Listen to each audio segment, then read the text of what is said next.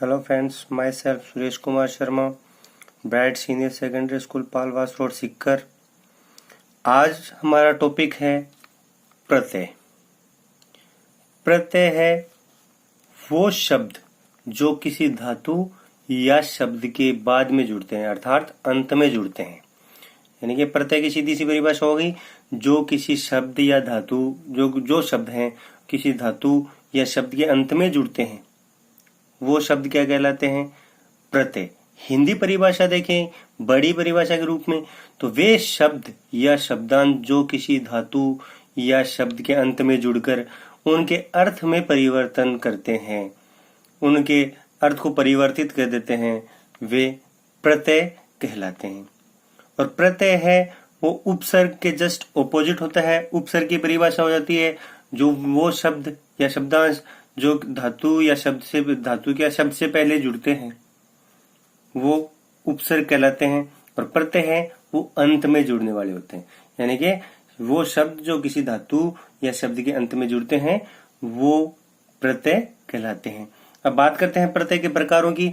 तो प्रत्यय के प्रकार कितने प्रकार होते हैं? प्रत्यय के 3 प्रकार होते हैं। पहला प्रत्यय है कृत प्रत्यय, दूसरा है तद्धित प्रत्यय, तीसरा है स्त्री प्रत्यय।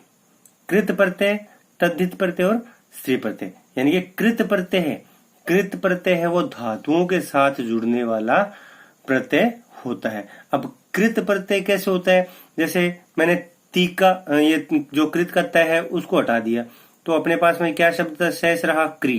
क्री क्या है? धातु। इसलिए कृत प्रत्यय क्या हो गया? धातुओं के साथ में जुड़ने वाला प्रत्यय होता है। और तद्धित प्रत्यय, दूसरा प्रत्यय अपना तद्धित प्रत्यय। तद्धित प्रत्यय शब्दों के साथ जुड़ने वाले प्रत्यय होते हैं। तद्धित में जैसे तत् धन धित, ये संधि विच्छेद है, तो धित को मैंने काट दिया तो तत् शब्द रूप होता है। जैसे तत् शब्द है, पुल्लिंग है, स तौते, स्त्रीलिंग है, सा तेता है, ये यानी कि शब्द रूप है। तो शब्दों के साथ जुड़ने वाले प्रत्यय क्या कहलाते हैं? तद्धित प्रत्यय। और स्त्री प्रत्यय है वो पुल्लिंग वाचक जो शब्द है उनको अपन स्त्रीलिंग वाचक बनाते हैं, उनमें जो प्रत्यय प्रयुक्त होते हैं वो स्त्री प्रत्यय कहलाते हैं। ठीक है, तो इसके बाद में अपन चर्चा करते हैं पहले प्रत्यय के बारे में, कृत प्रत्यय। कृत प्रत्यय है वो, कृत प्रत्यय का अर्थ मैंने अभी आपको बताया। कृत प्रत्यय है वो धातुओं के साथ जुड़ने वाले प्रत्यय होते हैं। जो शब्द हैं वो जो धातुओं के साथ में जुड़ते हैं वे शब्द कृत प्रत्यय के होते हैं। उसमें अपना पहला टॉपिक है कत्वा प्रत्यय। कत्वा प्रत्यय है तो कत्वा प्रत्यय में देखो मैंने इसके अलग अलग पॉइंट बनाए हैं। इस प्रत्यय का प्रयोग कर या करके अर्थ में प्रयुक्त होता है, यानी कि यह प्रत्यय जहां पर भी जुड़ता है उस शब्द का अर्थ है उसके आगे कर या करके अर्थ जुड़ जाता है, यानी कि उसके आगे ये शब्द लग जाता है। इसमें क का लोप होकर त्वा शेष रहता है, यानी कि कत्वा का जो क है इस क का क्या हो जाएगा? लोप हो जाएगा और त्वा शेष रहता है। ठीक है, अगला पॉइंट है धातु और प्रत्यय है इनके बीच में ई जोड़ा जाता है। जैसे धातु किसी भी धातु के साथ में यह प्रत्यय जुड़ रहा होता है तो उन दोनों के बीच में ई जोड़ दिया जाता है। ठीक है, अगला पॉइंट है अपना मैं और न कारांत, यानी मैं जिस भी धातु के अंत में मैं हो या न हो उन धातुओं में मैं और न का लोप हो जाता है और ई नहीं जोड़ा जाता है, उस धातु में ई नहीं जोड़ा जाता है। ठीक है, अगला पॉइंट है यह उपसर्ग रहित धातुओं के साथ में जुड़ता है, यानी कि यह प्रत्यय है कत्वा प्रत्यय है वो उपसर्ग रहित धातुओं के साथ में जोड़ा जाता है। जिस धातु से मतलब धातु में उपसर्ग नहीं जुड़ा हुआ हो। उपसर्ग पहले जुड़ने वाले होते हैं तो धातुओं से पहले उपसर्ग होते हैं, तो बिना उपसर्ग वाले धातुओं के साथ में यह प्रत्यय जुड़ता है। जैसे उदाहरण है पठ धन कत्वा, यानी कि मैंने बताया था कि दोनों के बीच में ई का आगम हो जाता है, तो ठ और कत्वा का त्वा इन दोनों के बीच में क्या हो जाएगा? ई जोड़ दिया जाएगा, तो ये ई आ गया। ई है वो इधर वाले व्यंजन में जोड़ दिया जाता है, तो पठित्वा ई जुड़ गया और कत्वा का त्वा शेष रह गया। पठित्वा यानी अर्थ हो गया पढ़कर, तो पठ यानी पढ़ना हो गया और कर ये त्वा प्रत्यय जुड़ते ही कर शब्द उसमें जुड़ गया। ठीक है, लिख धन कत्वा तो लिखित्वा यानी कि लिख कर। हस धन कत्वा हसित्वा, दृश्य धन कत्वा दृष्टवा। क्री धातु है, अब इसमें कोई व्यंजन नहीं है, यानी कि व्यंजनांत धातु नहीं है, ये स्वरांत धातु है। और स्वरांत धातु है उसमें ई जोड़ा नहीं जाएगा। क्यों? क्योंकि पहले ही स्वर आगे से है इसमें। तो कत्वा प्रत्यय का त्वा शेष रहा, कृत्वा, निधन कत्वा, नित्वा, गम धन कत्वा। यहाँ पर मैकारांत और नकारांत वाली दो धातुएं दे दी मैंने, ठीक है। तो इसका मैं और न का लोप हो जाता है, तो गम धन कत्वा तो गत्वा, हन धन कत्वा तो हत्वा। अगला प्रत्यय है अपना लेप प्रत्यय। लेप प्रत्यय है वो कत्वा का ही मतलब उसी के ही अर्थ को प्रयुक्त करने वाला होता है, यानी कि यह प्रत्यय भी क्रिया कर के अर्थ में प्रयुक्त होता है, ठीक है। और इसमें ल और प का लोप हो जाता है और अंत में क्या शेष रहता है? ये। इस ल का और प का लोप होकर यह क्या शब्द शेष रहेगा? केवल यह, ठीक है। और यह उपसर्ग युक्त धातुओं के साथ में जोड़ा जाता है, यानी ये ऑपोजिट है, दोनों का अर्थ सेम है, क्रिया करके अर्थ में दोनों भी प्रयुक्त होते हैं, पर जो एक प्रत्यय है उपसर्ग युक्त धातुओं के साथ में जोड़ा जाता है और एक उपसर्ग रहित धातुओं के साथ में जोड़ा जाता है। तो अपने को ये याद रखना है कि उपसर्ग युक्त धातुओं के साथ में लेप प्रत्यय आएगा और उपसर्ग रहित धातुओं के साथ में कत्वा प्रत्यय आता है, ठीक है। और ई है वो नहीं जोड़ा जाएगा बीच में, ठीक है। तो देखते हैं उदाहरण इसके। सम धन भू धन लेप। सम उपसर्ग आ गया, भू धातु आ गई और लेप प्रत्यय आ गया, यानी कि उपसर्ग पहले जुड़ते हैं और प्रत्यय बाद में जोड़े जाते हैं। तो सम धन भू धन लेप, तो शब्द बन गया अपना समभूय, इसको मिला दिया अपन ने और लेप का यह शेष रह गया समभूय। सम धन पठ्य, सम पठ्य, समभूय यानी होकर, संपठ्य यानी पढ़कर। आगम धन लेप, आ उपसर्ग आ गया, गम धातु लेप प्रत्यय, आगम्य या आगत्य दोनों शब्द बनते हैं, ठीक है। तो आकर। आधन दा धन लेप, आ उपसर्ग आ गया, दा धातु आ गई, लेप प्रत्यय आ गया तो आदाय शब्द बन गया, आदा, लेप का यह शेष रह गया, ये आदाय। आ उपसर्ग नी धातु लेप प्रत्यय आनीय। सम उपसर्ग आ गया, रक्ष धातु आ गई, लेप प्रत्यय आ गया तो समरक्षय, ठीक है। तो ये हो गया अपना कत्वा और लेप प्रत्यय दोनों में कॉमन बात है कि क्रिया करके अर्थ में दोनों का अर्थ प्रयुक्त होता है। अगला प्रत्यय है अपना तुमुन प्रत्यय। तुमुन प्रत्यय है तो यह प्रत्यय के लिए अर्थ में प्रयुक्त होता है, यानी कि यह जिस भी धातु के साथ में जोड़ दिया जाता है उस धातु का अर्थ बन जाता है के लिए, उसके साथ में वो जोड़ दिया जाता है। इसमें क्या होता है? मुंह है, इसके ऊ का लोप, ये जो यहाँ पर ऊ है इसका लोप और न का लोप होकर तुम शेष रहता है, केवल तुम शेष रहता है, ठीक है। और धातु और प्रत्यय के बीच में ई जोड़ा जाता है, ठीक है। तो उदाहरण देखते हैं अपन। पठ धातु आ गई, तुमुन प्रत्यय आ गया तो दोनों के बीच में ई जोड़ दिया जाता है, म के ऊ का और न का लोप हो गया तो तुम शेष रहता है, तो पठी तुम। हस धातु तुमुन प्रत्यय, हसी तुम। पठी तुम का अर्थ हो गया पढ़ने के लिए, हसी तुम का अर्थ हो गया हंसने के लिए। लिख धातु तुमुन प्रत्यय तो लेखी तुम। क्री धातु है तुमुन प्रत्यय है कर तुम। नी धातु है तुमुन प्रत्यय है तो ने तुम। गम धातु है तुमुन प्रत्यय तो गन तुम। हन धातु है तुमुन प्रत्यय है तो हन तुम। अब यहाँ पर एक चीज थोड़ी सी यहाँ पर देखिए अपन चेंज हो गया, यहाँ पर लिख धातु है तुमुन प्रत्यय है तो उसमें बन गया लेखी तुम, ली का ले बन गया, यानी कि यहाँ पर है व्यंजनांत धातुओं की, यानी कि इसके अंत में व्यंजन है और यहाँ पर धातुओं के जो उपदा स्वर है उसका गुण हो जाता है। उपदा का स्वर का मतलब है जो पहला स्वर धातु है और उसका जो पहला स्वर है। यदि अपन ने गुण संधि पढ़ी है तो गुण संधि में जो गुणादेश होता है, ठीक है, उस जिसका गुण आदेश होता है उसका वो गुण आदेश यहाँ पर भी अपन को करना है। जैसे ई का गुण होता है ए, ऊ का गुण होता है ओ, री का गुण होता है अर, री का गुण होता है अल। तो यानी कि जिस भी धातु के शुरू में ई ऊ री, ठीक है, ये स्वर आ गया तो वहां पर अपने को क्या करना है, उसका गुण करना है। जैसे क्री धातु है, री का रांत है तो री का गुण होता है अर, तो कर तुम। नी धातु है ई है, ई का गुण होता है ए, ने तुम।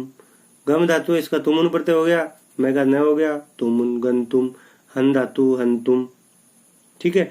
तो व्यंजनांत धातुओं की उपदा का स्वर का क्या हो जाता है, गुण। उपदा का स्वर मैंने अभी आपको बता दिया, जो धातु है उसका जो पहला वर्ण होता है, जो पहला शब्द होता है उसमें जो स्वर होता है वही क्या होता है, उपधा स्वर। और स्वरांत धातुओं में भी गुणादेश हो जाता है। यानी कि यहाँ पर स्वरांत धातु है, इनका भी क्या हो जाता है, गुणादेश हो जाता है। जिस भी धातु में स्वर होता है, जिसका गुणादेश होता है, वो क्या हो जाएगा, उसका भी गुणादेश हो जाता है। अगला प्रत्यय है अपना तव्यत प्रत्यय, यानी कि यह प्रत्यय चाहिए अर्थ में प्रयुक्त होता है। ठीक है, इसका अर्थ यहाँ पर जहां पर ये प्रत्यय जुड़ जाता है वहां पर उसका अर्थ हो जाता है चाहिए। ठीक है, इसमें तय का जो लास्ट वाला जो तय है उसका लोप हो जाएगा और तव्य शेष रहता है। तय का लोप हो गया तो तव्य शेष रह गया। और इसके रूप है वो तीनों लिंगों में चलते हैं। ठीक है, पुल्लिंग में यदि अपन प्रत्यय को जोड़ते हैं तो विसर्ग लगा देंगे तव्य के आगे, तो तव्य है। स्त्रीलिंग में आ की मात्रा लगाई तव्या, और नपुंसकलिंग में मैं लगा देंगे अलंत, तो तव्यम। तो ये शब्द तीनों लिंगों में चलते हैं। और धातु और प्रत्यय के बीच में ई जोड़ देते अपन, यानी कि यह प्रत्यय जहां पर भी जोड़ेंगे अपन तो उसमें धातु और प्रत्यय के बीच में क्या कर देंगे, ई जोड़ देते हैं। व्यंजनांत जो धातु है उनकी उपधा स्वर का तथा स्वरांत धातुओं का भी गुण हो जाता है। वही टॉपिक जो अपन ने पिछले प्रत्यय में पढ़ा है कि उपधा स्वर का भी गुण हो जाएगा और स्वरांत जो धातु है उनका भी गुण हो जाएगा। उपधा स्वर आप जानते हो, शब्द का पहला। ठीक है, और ऐकारांत धातु है उनमें भी ऐ के स्थान पर क्या हो जाएगा, आ हो जाएगा। देखते हैं उदाहरण में अपन, जैसे उदाहरण है पठ धातु है। पठ धातु है, उसमें अपने तव्यत प्रत्यय जोड़ा तो पुल्लिंग में बन गया पठितव्य है, स्त्रीलिंग में पठितव्या और नपुंसकलिंग में पठितव्यम। हस धातु है, तव्यत प्रत्यय हसितव्य हसितव्य हसितव्यम। लिख धातु है, यहाँ पर व्यंजनांत है, उपधा स्वर का गुण हो जाएगा, तव्यत प्रत्यय जोड़ा तो लेखितव्य, यहाँ पर लिखा ई का गुण हो गया ए, लेखितव्य लेखितव्य लेखितव्यम। क्री धातु है, स्वरांत धातु है, उसका भी गुण हो जाएगा, कर्तव्य है, अर हो गया री का, तो कर जो अर है कै में मिल गया ए और आधा है वो ऊपर लिख दिया, कर्तव्य है कर्तव्या कर्तव्यम। नी धातु है, तव्यत प्रत्यय जोड़ा ई का गुण हो गया ए, नेतव्य नेतव्या नेतव्यम। दृश धातु है तो री का गुण हो गया अर, तो द्रष्टव्य द्रष्टव्या द्रष्टव्यम। भू धातु है, उकारा है, ऊ का गुण होता है ओ, तो भो, इसमें भू का होता है भव। ठीक है, ओ का अब हो जाएगा तो भवितव्य भवितव्या भवितव्यम। पृच्छ धातु तव्यत प्रत्यय जोड़ा तो प्रष्टव्य प्रष्टव्या प्रष्टव्यम। अब गई जो अपने लास्ट पॉइंट पढ़ा था कि ऐकारांत जो धातु है उनके ए के स्थान पर क्या हो जाएगा, आ। तो यहाँ पर ऐकारांत है ए ऐ गई धन तव्यत, तो गई का ऐ का क्या हो गया आ, गा गातव्य गातव्या गातव्यम। ठीक है, और इसी का भाई है दूसरा अनियर प्रत्यय। अनियर प्रत्यय में भी क्या होता है, यह प्रत्यय भी चाहिए अर्थ में प्रयुक्त होता है, यानी कि तव्यत और अनियर ये दोनों प्रत्यय चाहिए अर्थ में प्रयुक्त होते हैं। और इसमें क्या होता है, इस रे का लोप हो जाता है और अनिय शेष रहता है। इसके रूप भी तीनों लिंगों में चलेंगे। विसर्ग लगाई पुल्लिंग का बन गया, आ की मात्रा लगाई स्त्रीलिंग का बन गया, और हलंत में लगाया वो नपुंसकलिंग का बन गया। जैसे पुल्लिंग में अनिय है, स्त्रीलिंग में अनिया, नपुंसकलिंग में अनियम शब्द जुड़ता है।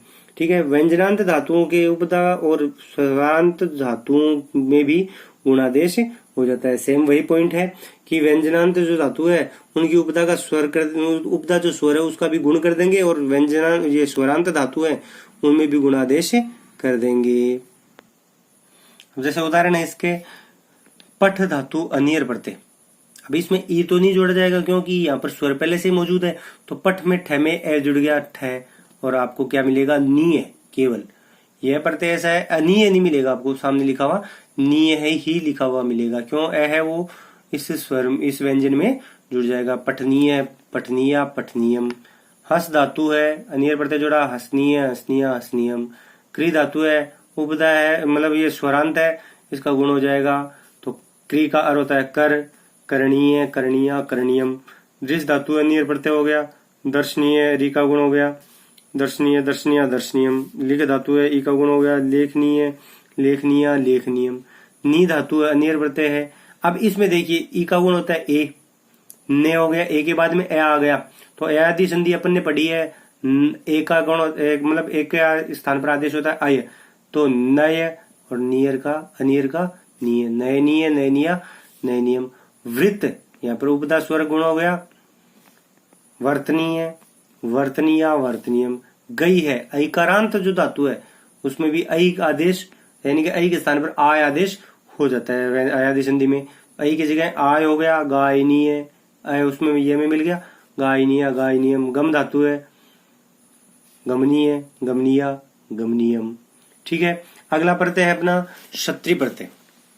अगला प्रत्यय अपना क्षत्रिय प्रत्यय। क्षत्रिय प्रत्यय में भी देखिए क्या होता है कि क्षत्रिय प्रत्यय है, यह प्रत्यय हुआ या हुए अर्थ में, जो वर्तमान काल अर्थ में होता है, वर्तमान काल के लिए प्रयुक्त हो, उस अर्थ में यह प्रत्यय प्रयुक्त होता है। यानी कि इस प्रत्यय को कहां पर जोड़ा जाएगा, जहां अर्थ क्या हो जाएगा उसका शब्द का, हुआ या हुए, वो भी किस काल में, वर्तमान काल में। ठीक है, तो इसमें श, इसका जो श है और री है, इन दोनों का लोप हो जाएगा। श में से ये श है, इसका श निकाल दिया तो ए शेष रह गया, और त्री का री हटा दिया तो तय शेष रह गया, अत शेष रहता है। ठीक है, इसके रूप भी तीनों लिंगों में बनते हैं। पुल्लिंग में तो होता है अन, स्त्रीलिंग में अंति, और नपुंसकलिंग में अत शब्द जुड़ता है। ठीक है, और एक पॉइंट और है कि यह परस्मयी पदी धातुओं के साथ में जुड़ता है।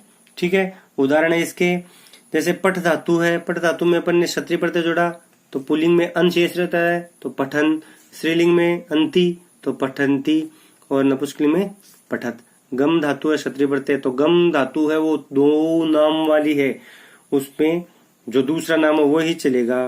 तो दो नाम वाली धातुएं हैं, उनमें दूसरा जो नाम है वही रूप चलेगा। तो गम का गच्छ है तो गच्छन गच्छन्ति गच्छत। हस धातु क्षत्रिय प्रत्यय जोड़ा तो हसन हसंती हसत।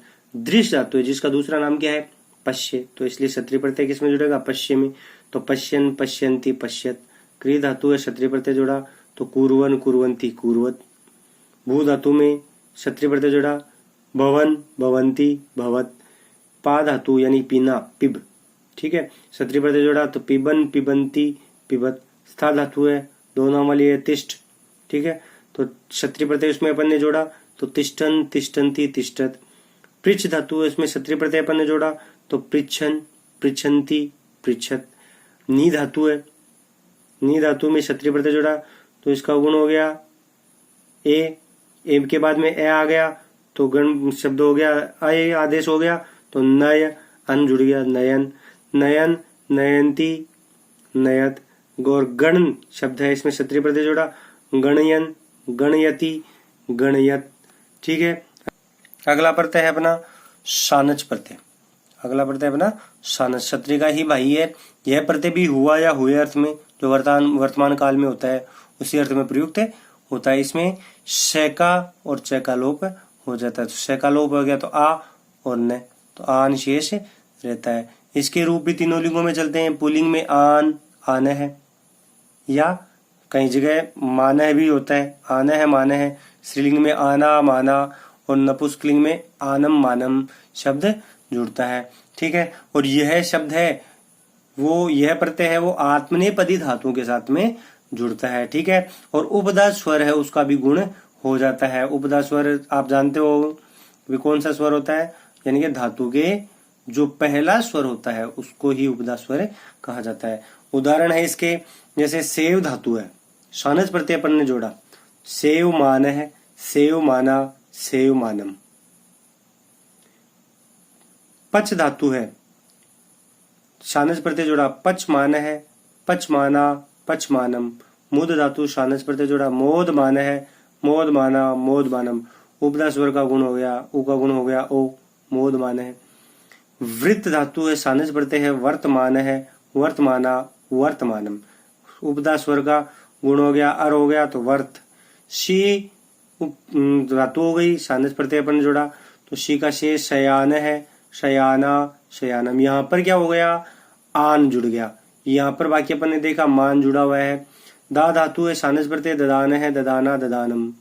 यानी कि एक बात इससे स्पष्ट हो गई कि जो व्यंजनांत जो धातु है, जिस धातु के अंत में व्यंजन आए उसमें मान जोड़ दिया जाएगा, और जिस जो धातु स्वरांत होती है जिसके अंत में स्वर होता है उसमें आन जोड़ा जाता है। अब इसके बाद में अपना अगला प्रत्यय है कत प्रत्यय।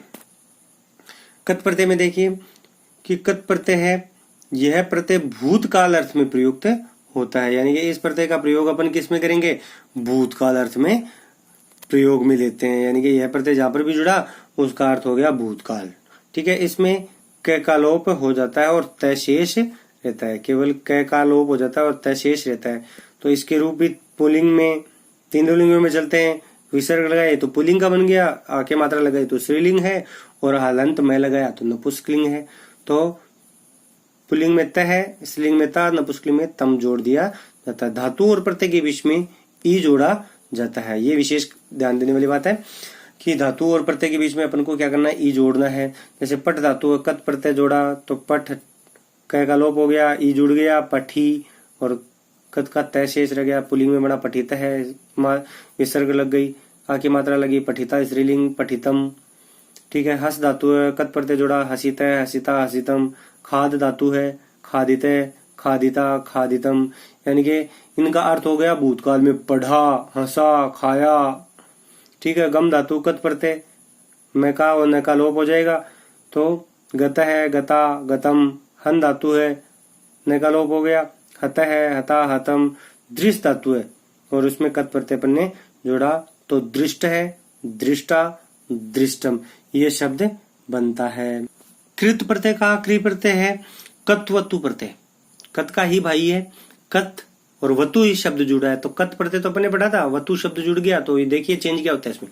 यह प्रत्यय भी भूतकाल अर्थ में प्रयुक्त होता है। इसमें क का और ऊ का लोप हो जाता है। कत में क का लोप हो रहा था और इसमें वतु शब्द जुड़ा तो वह का ऊ का जुड़ गया, ऊ का लोप हो गया। तो क्या शेष रहता है, वह तय, तवत शेष रहता है। ठीक है। क का लोप हो गया और इस ऊ का लोप हो गया तो तवत शेष रह गया। इसके रूप भी तीनों लिंगों में चलते हैं। पुल्लिंग में तवान, स्त्रीलिंग में तवती और नपुंसकलिंग में तवत शेष रहता है। ठीक है। ये ध्यान रखना कि पुल्लिंग में है वो तवान जोड़ना है, स्त्रीलिंग में तवती जोड़ा जाता है और नपुंसकलिंग में तवत जोड़ा जाता है। धातु और प्रत्यय के बीच में ई जोड़ा जाता है। जैसे उदाहरण है, अब पठ धातु है, कत्वतु प्रत्यय अपन ने जोड़ा तो पुल्लिंग में बना। पुल्लिंग में अपन को याद रखना है कि तवान शेष रहता है, तो ये देखो तवान आ गया। धातु है, धातु के और प्रत्यय के बीच में ई जोड़ना है तो ई जोड़ दिया, पठी, और पुल्लिंग में जुड़ जाता है तवान। और तवती स्त्रीलिंग में पठितवती, पठितवत, तवत शेष रहता है नपुंसकलिंग में। ठीक है। तो हस धातु कत्वतु प्रत्यय जोड़ा, हसितवान, हसितवती, हसितवत। खाद धातु कत्वतु प्रत्यय जोड़ा, खादितवान, खादितवती, खादितवत। गम धातु है, कत्वतु प्रत्यय जोड़ा, गतवान, गतवती, गतवत। मका और न का, जो नकारांत और मकारांत धातुएं होती है उनके मैं और न का लोप कर दिया जाता है। हन धातु कत्वतु प्रत्यय, हतवान, हतवती, हतवत। कृ धातु है, कत्वतु प्रत्यय जोड़ा तो कृतवान, कृतवती, कृतवत। नी धातु है, कत्वतु प्रत्यय जोड़ा, नीतवान, नीतवती, नीतवत। ठीक है। श्रु धातु है, कत्वतु प्रत्यय जोड़ा तो श्रुतवान, श्रुतवती, श्रुतवत। और वच धातु है, इसमें देखना उक्त होता है तो कत्वतु प्रत्यय जोड़ा तो उक्तवान, उक्तवती, उक्तवत। तो यह था अपना प्रत्यय का फर्स्ट वीडियो।